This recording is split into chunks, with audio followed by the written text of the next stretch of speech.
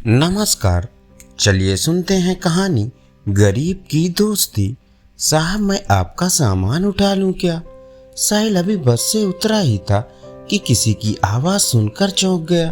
पीछे मुड़कर देखा तो एक उसकी ही उम्र का लड़का फटे पुराने कपड़े पहने उसके सामान की तरफ देख रहा था। साहिल ने उसे टालते हुए कहा, नहीं, मैं सामान खुद उठा लूँगा। ये सुनकर वो लड़का थोड़ा सा निराश हो गया और बोला, साहब, कुछ भी दे दीजिएगा, बहुत मजबूर हूँ, कुछ खाने का इंतजाम हो जाएगा। साहिल झुंझला कर उसकी ओर देख रहा था। इस लड़के की आंखों में उसे आंसू नजर आ रहे थे। फिर उसने गौर से उसे देखा तो समझ में आया, ये तो उसके बचपन का दोस्त राहुल है। इस हाल में साहिल ने उससे कहा, पहले मेरे साथ चलो। वो उसे पास के एक ढाबे पर ले गया। क्या खाओगे? साहिल के पूछने पर लड़के ने कहा, नहीं साहब, अगर आप सामान उठवाओगे तो ही मैं कुछ लूंगा। साहिल हंसते हुए बोला, हाँ मैं जानता हूँ, तुम बहुत खुददार हो, किसी की मदद नहीं लोगे। सामान बाद में उठा लेना, पहले कुछ खा लो। बैठो, मैं अभी आया। लड़का डरते डरते सामने पड़ी मेज कुर्सी पर बैठ गया। साहिल कुछ देर में आकर उसके सामने वाली कुर्सी पर बैठ जाता है। साहिल उससे पूछता है, तुम इस हाल में कैसे? मेरा मतलब है, कुछ अपने बारे में बताओ। राहुल ने बताया, साहब, मेरे पिता इसी गांव में एक किसान थे। गांव के जमींदार से कर्ज लेकर उन्होंने फसल लगाई थी, लेकिन सारी फसल खराब हो गई। कर्ज का ब्याज बढ़ता गया। जमींदार ने खेतों पर, बैलों पर और घर पर कब्जा कर लिया। पिताजी ये सब बर्दाश्त ना कर सके और फांसी लगा ली। मैं तब छोटा था। कुछ दिन बाद माँ भी चल बसी। स्कूल जाना तो दूर, गांव में कोई काम ना मिला, भूखे मरने लगा। तब से जो भी काम मिलता है वो कर लेता हूँ। दोपहर को बस के आने पर कोई कोई सवारी सामान उठवा लेती है तो खाने का जुगाड़ हो जाता है। तभी खाना आ गया। खाना देखकर राहुल बोला, साहब, ये तो बहुत महंगा होगा। मेरी मजदूरी तो बस 10 रुपए बनती है, ये सब मैं कैसे चुका पाऊंगा? साहिल हंसते हुए बोला, अभी मैं आया हूँ, वापस भी जाऊंगा, तब मेरा सामान उठा लेना। साहिल उसे जानबूझकर अपनी पहचान नहीं बता रहा था। उसे पता था, अगर उसने ऐसा किया तो राहुल उससे मदद नहीं लेगा। राहुल बहुत भूखा था। वह जल्दी जल्दी खाना खाने लगा। इधर साहिल कुछ देर के लिए पुराने दिनों में खो गया। उस समय दोनों एक ही स्कूल में पढ़ते थे, दोनों साथ खेलते थे। राहुल पढ़ने में बहुत तेज था। उसमें और साहिल में हमेशा फर्स्ट आने की रेस लगी रहती थी। साहिल के पिता उसी स्कूल में अध्यापक थे। साहिल के पिता का ट्रांसफर हो गया तो साहिल स्कूल छोड़कर शहर चला गया। आज वह कॉलेज में पढ़ता है। छुट्टियों में गांव के पुराने दोस्तों से मिलने चला आया। वैसे उसके चाचा भी इसी गांव में रहते हैं। साहिल को यह उम्मीद बिल्कुल नहीं थी कि उसका दोस्त उसे इस हाल में मिलेगा। साहिल अपने ही ख्यालों में खोया हुआ था। तभी राहुल ने उससे कहा, साहब, मेरा खाना हो गया, चलिए आपका सामान उठा लेता हूँ। साहिल ने जवाब दिया, अभी चलते हैं, बैठो और कुछ अपने बारे में बताओ। कहाँ रहते हो और आगे क्या करोगे? राहुल ने जवाब दिया, साहब, क्या करेंगे मेरे बारे में जानकर? मेरे जैसे लोग ऐसे ही सड़क पर मजदूरी करते रहते हैं और एक दिन ऐसे ही मर जाते हैं। एक समय था, हमारे पास भी सब कुछ था।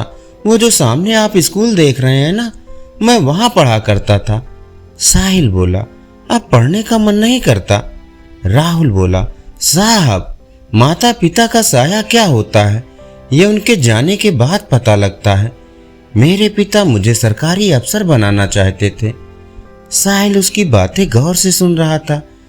राहुल को एक पल के लिए भी यह एहसास नहीं हुआ कि यह तो उसका बिछड़ा हुआ दोस्त है, क्योंकि साहिल के नए नक्शे लेकर उसका पहनावा सब बदल चुका था।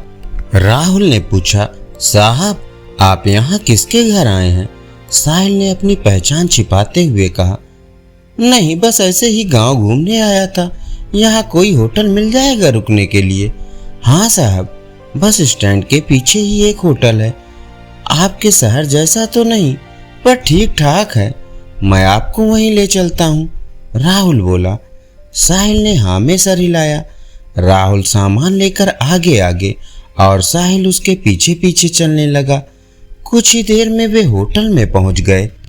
साहिल ने एक कमरा लिया।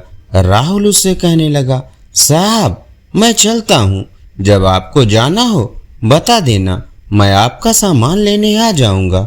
साहिल बोला, अरे रुको, ये कमरा मैंने 2 लोगों के लिए लिया है, तुम मेरे साथ रहोगे? राहुल बोला, नहीं साहब, कहाँ मैं और कहाँ आप?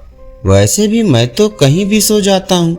मेरा बिस्तर एक पेड़ के ऊपर रखा होता है, वही पेड़ के नीचे चबूतरे पर सो जाता हूँ। मुझे जाने दो साहब। साहिल बोला, मुझे तुमसे बहुत सी बातें करनी है। जब तक मैं यहाँ हूँ तुम मेरे साथ रहोगे। मैं यहाँ किसी को जानता नहीं हूँ, तुम मुझे पूरा गांव घुमाओगे। राहुल कुछ नहीं बोला। कमरे में सामान रखने के बाद साहिल राहुल को लेकर एक कपड़े की दुकान पर पहुंचा। उसे नए कपड़े दिलवाए, नए जूते दिलवाए, फिर उसे लेकर होटल पर आया। उसने राहुल की जरूरत का हर सामान खरीदा और उससे कहा, तुम नहाकर ये कपड़े पहनो, मैं अभी आता हूँ। राहुल को कुछ समझ नहीं आ रहा था। उसने नहा धोकर नए कपड़े पहने, अपने आप को शीशे में देख ही रहा था। तभी साहिल आ गया। राहुल अपने कपड़ों को देखकर रो रहा था। साहिल बोला, क्या हुआ, कपड़े अच्छे नहीं है क्या? राहुल बोला, नहीं साहब, माँ की याद आ गई, वो अपने हाथ से सिलकर कपड़े पहनाया करती थी। कल मैं आपको अपना घर दिखाऊंगा जो जमींदार ने हथिया लिया है। साहिल उससे बैठकर बातें करने लगा। कितना कर्ज था तुम्हारा? राहुल ने कहा, साहब सब मिलाकर 50-60 हजार था, अब तो 80-90 हजार हो गया होगा। काफी देर इधर उधर की बातें करने के बाद दोनों सो गए। सुबह साहिल राहुल को लेकर गांव घूमने गया। वहां राहुल ने अपना घर दिखाया जो बंद था। फिर वह उस पेड़ के नीचे ले गया जहां कल तक वह सोता था। राहुल बोला, साहब ये पेड़ ही मेरे माँ बाप हैं, मैं यहीं सोता हूँ। साहिल बोला, राहुल मैंने तुमसे झूठ बोला था, मैं गांव घूमने नहीं सिर्फ तुमसे मिलने आया था। ये सुनकर राहुल चौंक गया। साहिल ने बताया, मैं तुम्हारे बचपन का दोस्त साहिल हूँ। ये सुनकर राहुल गौर से साहिल के चेहरे को देखने लगा। उसे अब उसमें अपना दोस्त नजर आने लगा था। उसकी आंखों से टप टप आंसू बह रहे थे। साहब आप, वो कुछ बोलता इससे पहले साहिल ने कहा, साहब नहीं, साहिल तुम्हारा दोस्त। राहुल कुछ बोल न सका। वो बस एकटक साहिल को देखे जा रहा था। उसके अंदर का सैलाब अब उमड़ने लगा था। इतने सालों का दर्द उसकी आंखों से बह रहा था। आज उसका कोई अपना उससे मिलने आया था। इस बात पर अभी भी उसे विश्वास नहीं हो रहा था। साहिल ने उसे चुप कराया। फिर वह उसे लेकर अपने चाचा के घर गया। साहिल के चाचा सब पहले से जानते थे। साहिल ने उनसे कुछ बात की। साहिल के चाचा एक संपन्न किसान थे। उन्होंने अपने साथ कुछ और किसानों को इकट्ठा किया और जमींदार के घर पहुंच गए। साहिल के चाचा ने जमींदार से पूछा, इसके पिता पर कितना कर्ज है? जमींदार ने अकड़ से कहा, कौन चुकाएगा? इसके पास तो फूटी कौड़ी नहीं है, नहीं तो इसका बाप फांसी नहीं झूलता। सब मिलाकर 1 लाख है। साहिल ने अपने चाचा को इशारा किया। उन्होंने बैग से 1 लाख रुपए निकालकर जमींदार के सामने रख दिए और कहा, इसके खेत, मकान और बैल अभी वापस चाहिए। जमींदार यह देखकर घबरा गया, लेकिन इतने लोगों के सामने कर भी क्या सकता था। घर की चाबी और कागज वापस कर दिए। बैल उसे घर भिजवा दिए। वहां से निकलकर साहिल बोला, चाचा जी मैं शहर पहुंचते ही आपके पैसे लौटा दूंगा। चाचा जी ने कहा, कोई बात नहीं बेटा, तुम बहुत नेक काम कर रहे हो। फिर उन्होंने और किसानों के सामने राहुल से बोला, बेटा तुम्हें तुम्हारा सब कुछ वापस मिल गया। अब अपने खेतों पर खेती करो, हम सारे किसान तुम्हारा साथ देंगे। ये सुनकर सब किसान तैयार हो गए। हाँ बेटा, अब वो जमींदार तुम्हारी तरफ आंख भी नहीं उठा सकेगा। साहिल ने राहुल को खेती करने के लिए 20,000 रुपए और दिलवा दिए।